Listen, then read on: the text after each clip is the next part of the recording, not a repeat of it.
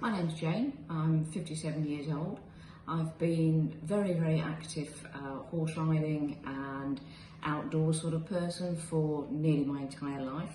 I actually work as an accountant down in London for 2 or 3 days a week and have been riding 10-15 hours a week for the last 12 years, show jumping 2 or 3 times a week as well.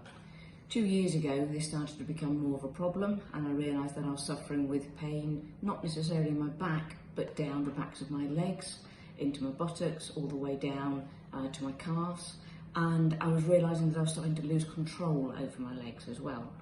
Anything that I was doing, either at work or out socially, started to become a problem, and I realised that I was going to have to, I stopped horse riding, I stopped doing a lot of the things I wanted to do at home, and started to realise that my whole world was changing.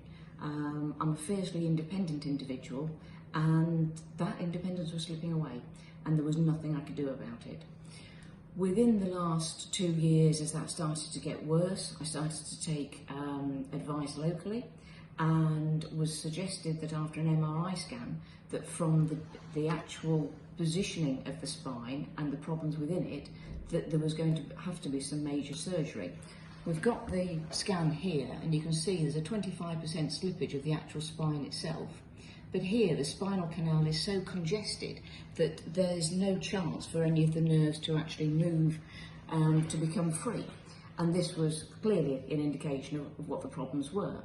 The initial surgeon had suggested that the best opportunity for this was decompression surgery, but also to put in some fixing rods so that the spine would be stabilised. But during the conversation, it became apparent that I wouldn't be back horse riding for maybe 18 months, could be 9 months if I was really lucky, but there was also the caveat that obviously there doesn't want to be any further damage done to the spine, and horse riding isn't an exact science. Problems will occur, and just in day-to-day life problems will occur. The more and more I thought about this, it was going to be such an invasive surgery, but that appeared to be the only thing that I was being offered. I spent some time going around the internet trying to find other suggestions.